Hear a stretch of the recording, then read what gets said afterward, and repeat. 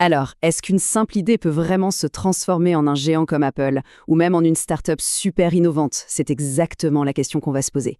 Allez, on décrypte ensemble l'organisation et la gouvernance de l'entreprise, et on se lance le défi de le faire en moins de 10 minutes. C'est parfait pour bien maîtriser les notions essentielles juste avant les examens. Donc, revenons à notre question de départ. Une bonne idée, est-ce que ça suffit comme ça pour créer une entreprise? Eh bien, la réponse est un peu plus complexe qu'on pourrait le croire. En fait, c'est le tout début d'une véritable aventure. C'est le moment où une petite étincelle d'imagination commence à devenir une structure, une organisation bien concrète. Alors, voyons comment ça se passe.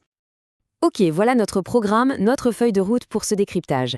D'abord, on va plonger dans l'aventure du cycle de vie d'une entreprise. Ensuite, on s'intéressera au pilote de cette aventure, l'entrepreneur. Après ça, on verra qui sont ses compagnons de route et quelles sont les règles du jeu de la gouvernance. Et pour finir, on explorera cette fameuse quête d'équilibre entre coopération et conflit. Allez, on y va! Première grande étape de notre exploration donc, le cycle de vie. Pour bien comprendre de quoi il s'agit, le plus simple c'est d'imaginer l'entreprise un peu comme un être vivant. Elle naît, elle grandit, elle atteint un certain âge de maturité et à un moment, elle doit faire des choix vraiment décisifs pour son futur. Eh bien, c'est exactement ça, son cycle de vie. Regardons ça de plus près, avec les 4 grandes phases. Tout commence, logiquement, par la création. C'est là qu'on réunit les financements, l'équipe, bref, les ressources pour lancer le produit. Juste après, si tout va bien, c'est la phase de croissance. Les ventes décollent, l'équipe s'agrandit. Arrive ensuite la maturité, une phase où l'entreprise est bien installée, plus stable.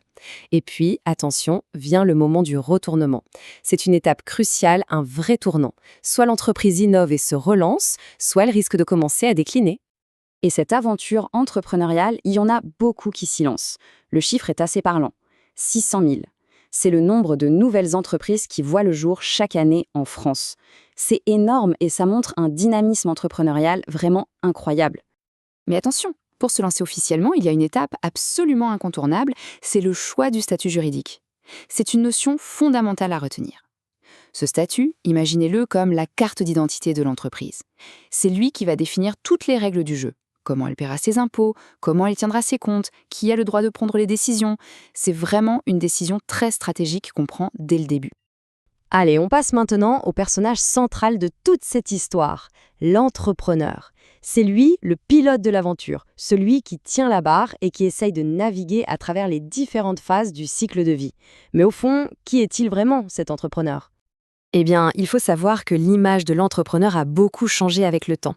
Si on remonte au 19e siècle, un grand économiste, Joseph Schumpeter, le décrivait avant tout comme un innovateur. Pour lui, c'était un visionnaire qui venait tout chambouler en inventant de nouvelles manières de produire. Et puis, au 20e siècle, une autre figure est apparue, celle du manager.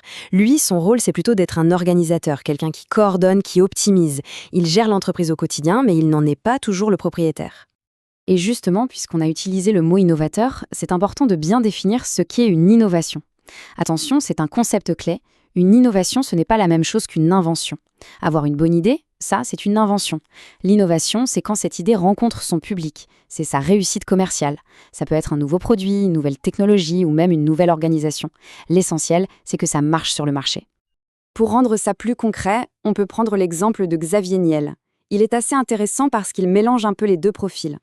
D'un côté, c'est clairement l'innovateur qui a bousculé le marché avec Free et la Freebox. Mais de l'autre, c'est aussi un manager et un investisseur qui organise, qui gère, avec son fonds d'investissement pour les startups ou son école d'informatique. En fait, l'entrepreneur moderne, c'est souvent un peu des deux. Ok, mais un entrepreneur, aussi génial soit-il, il ne fait jamais rien tout seul.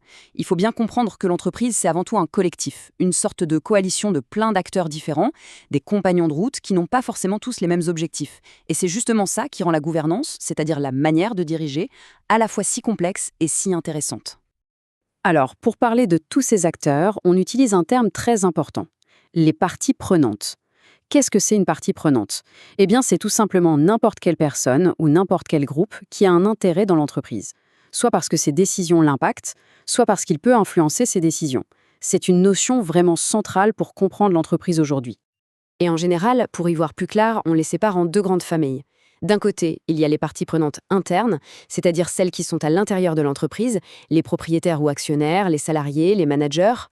Et de l'autre, les externes, les clients bien sûr, mais aussi les fournisseurs, les banques ou même l'État.